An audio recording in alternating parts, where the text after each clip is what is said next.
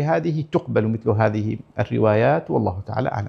قبل أكثر من 50 سنة حدث في منطقتنا أن رجلا عاد بعد غيبة طويلة، وقد أشاع أحدهم مازحا أن زوجها توفي، فاعتدت المرأة وتزوجت برجل آخر وأنجبت، ثم عاد زوجها الأول، فما الحكم الشرعي لهذا الزواج؟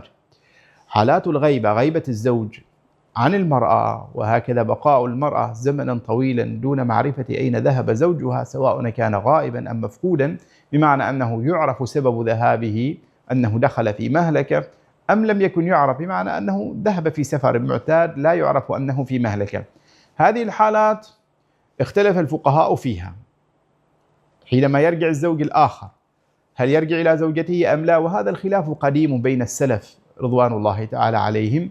أوجه الأقوال فيه أن هذه المرأة أولا لا تخرج من عصمة الزوج الأول إلا بحكم قضائي يفسخ الزواج بينها وبين زوجها الأول، فإن لم يكن هنالك حكم قضائي يفسخ الزواج فليس لها من شأن نفسها أن تطلق نفسها أو أن تعتد هكذا دون أن يكون هنالك قضاء يحكم لها بذلك. إذن لا بد من أن يحكم القضاء بهذا الأمر. إن حكم القضاء بهذا الأمر بعد مضي 4 سنين أو غير ذلك فهنالك لها أن تتزوج من شاءت.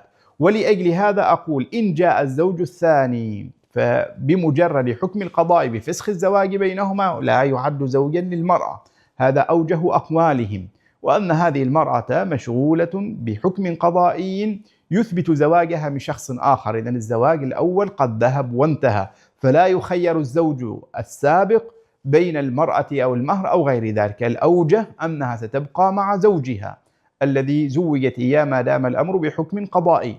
أما إن لم يكن هنالك حكم قضائي فهي باقية في عصمة زوجها الأول، وزواجها الثاني لا يعد صحيحا على هذا الحكم. هذا أوجه أقوال أهل العلم في القضية طلبا لاستقرار الزواج دون أن تكون هنالك الأسباب التي تفسخه من هنا أو هناك.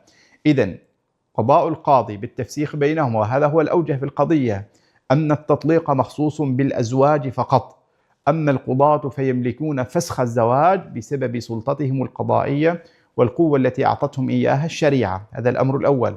هذا الذي مزح في الأمر وقال لها إنه قد غاب أو إنه قد مات هذا آثم بفعله هذا، والمزاح لا يجوز في هذه القضايا. مع ذلك إن كانت عدتها دون حكم قضائي فهي في ذمة الزوج الأول وليست في ذمة الزوج الثاني. أما إن كان زواجها الثاني بحكم قضائي فسخ زواجها من الأول وهنالك هي باقية في ذمة الزوج الثاني، والأولاد أولادهم، والله أعلم.